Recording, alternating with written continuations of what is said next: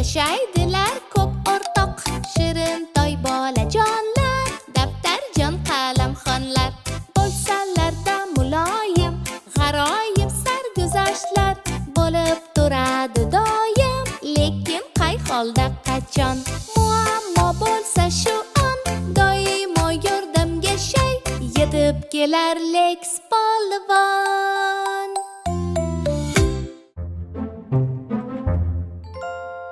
Bu popka ichida o'quv qurollari ahil va inoq yashaydilar.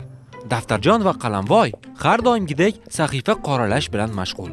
O'chirg'ich bo'lsa, ularning oldida yordamga shay turibdi.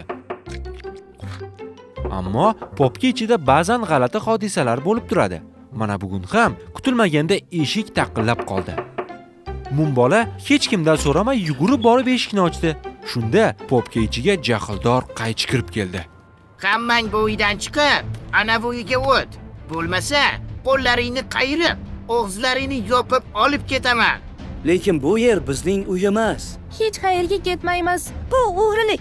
Seni bu popkadan tezda o'chirib olish kerak. Shundaymi hali?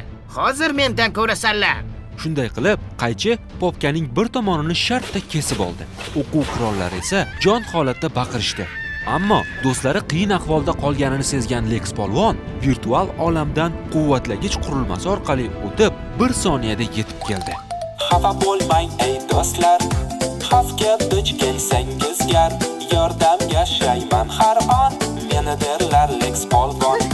Xafa bo'lmang ey do'stlar, xavfga duch kelsangiz gar, yordamga shayman har on, meni derlar Lex polvon.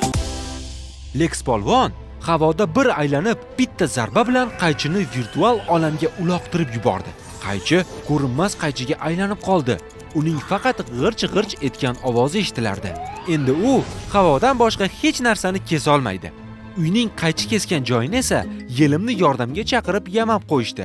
Va shunda Lex polvon Daftarjon, Qalamvoyga, O'chirg'ich, Mumbolaga va yana hamma bolalarga shunday deydi ta'kidlab: Uyingizni begona taqillatsa agarda, kattalar bo'lmaganda mayli qarang mo'ralab, lekin eshikni ochmang.